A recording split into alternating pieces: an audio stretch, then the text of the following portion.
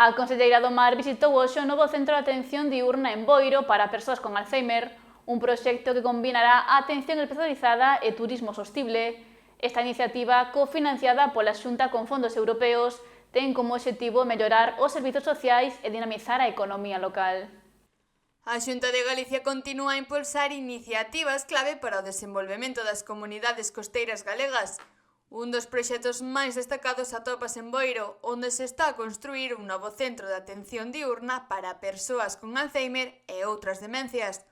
Esta mañá, a Conselleira do Mar, Marta Villaverde, achegouse ao centro para coñecer de primeira man o impacto dun proxecto que busca mellorar a calidade de vida das persoas afectadas e dinamizar a economía local. A visita de hoxe precisamente é para coñecer a un deses proxectos, un proxecto no que colabora o GALPRI da Arousa, a que, está tamén aquí presente a súa xerente, doulle tamén as gracias pola súa axuda, e no que o promotor é a Gadea, que, é un proxecto no que, aparte de poñer en valor, de aproveitar o patrimonio cultural desta vila, pois tamén pon en valor a labor das comunidades pesqueiras e tamén busca sinerxias con outros fins como son un turismo sostible e unhas fines sociales que, como explicou a presidenta de Agadea, tamén son moi importantes para estas comunidades pesqueiras e costeiras. O proxecto Agadea Habitat beneficiará a máis de 40 persoas ao ano e inclúe tamén 6 apartamentos adaptados para o turismo sostible. A Xunta financia esta iniciativa con 200.000 euros cofinanciados con fondos europeos dentro dunha liña de axudas para proxectos vinculados ás estrategias de desenvolvemento local participativo. O investimento total de 725.000 euros tamén está contribuindo á creación de emprego e á inclusión social na zona. Levamos anos traballando e hoxe xa é unha realidade, nun sitio fantástico, nun sitio onde temos todos os ingredientes para que sea un proxecto potencial e un proxecto, en definitiva, social.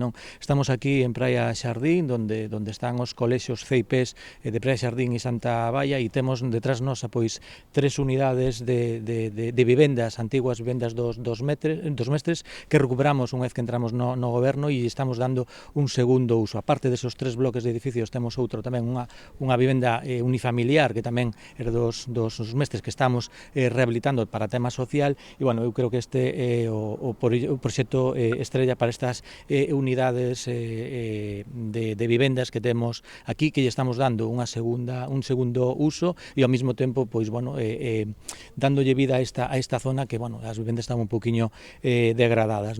A conselleira tamén destacou que neste 2025 a Xunta aprobou 160 proxectos de desenvolvemento local que mobilizan un investimento público e privado de 15,8 millóns de euros.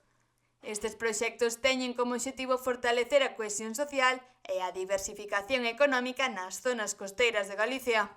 No marco deste liña de axudas, resultaron aprobados 160 proxectos con un investimento público de 9.700.000 euros e con un investimento privado de 6.100.000 euros. Nestes proxectos, nestes 160 proxectos, tamén un dos fitos tamén é que se crean 70 empregos directos. O Centro de Atención Diurna non só ofrecerá servizos especializados para persoas maiores, senón que tamén incluirá paquetes turísticos integrados que valorizarán o sector pesqueiro e acuícola, conectando os visitantes coa cultura mariñeira da zona. O proxecto tamén busca ofrecer oportunidades a persoas en situación de vulnerabilidade, que poderán aloxarse nos apartamentos adaptados para turismo sostible. En definitiva, é un proxecto que integra dúas dimensións. Por un lado, a sociosanitaria e, por outro lado, a cultural. Esta ten, por outro lado, a preservación da identidade mariñeira e a transmisión das novas xeracións. Ademais do impacto social, o proxecto ten un forte componente de sustentabilidade, que permite mellorar a oferta turística de Boiro e a súa contorna. A través deste novo centro, as persoas con Alzheimer e outras demencias verán mellorada a súa atención, mentres que os turistas poderán mergullarse na cultura mariñeira e nas tradicións pesqueiras galegas.